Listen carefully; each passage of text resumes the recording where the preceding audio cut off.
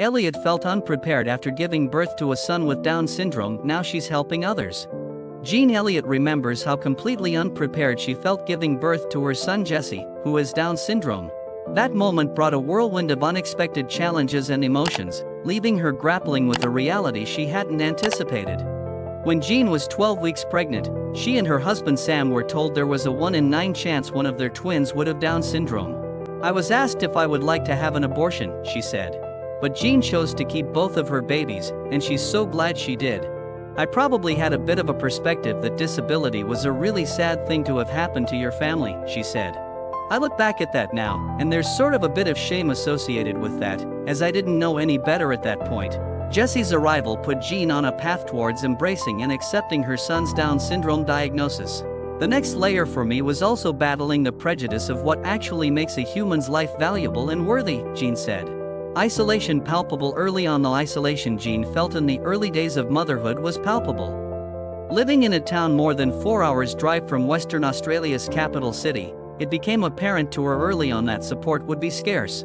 "I think there's a real loneliness that comes with something that no one else around you that you know of is experiencing what you are," she said. Jean recalls the pivotal moment when she reached out and found support through a national group called 321 Pregnancy Care. It was a lifeline, a connection to others who understood her fears and uncertainties. "At that point, it was just this gentle step-by-step progress into the community," she said. "But finding support locally was a lot trickier. In a regional area where you can feel a bit isolated, there's a risk of people not feeling a sense of belonging or not having a place," she said, sharing stories of profound experience. Jean eventually connected with Down syndrome Western Australia. It was a turning point that led her to finding a supportive network of parents and children. "I got to meet all these little children and their moms. And that was incredible," she said. "It's not something you can just talk about with other people who don't have that lived experience of it." Jean said being able to sit there and have a cup of tea, get teary, and listen to their stories was a profound experience. "I really valued that," she said. "That was really powerful." Paying it forward, Jean wanted to bring that sense of connection into her local community, so she became Down syndrome WA's outreach representative for Albany. "I strongly believe in community and in belonging," she said. "There are always new people coming along.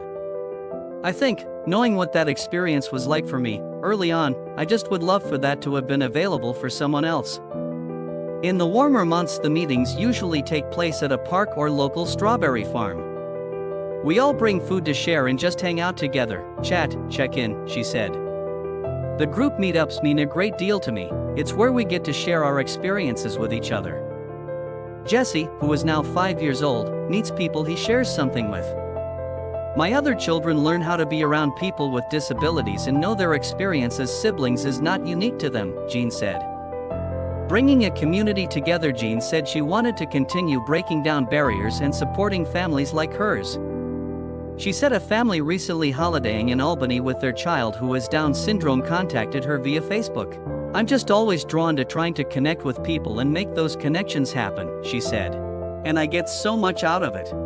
And I think it's fun."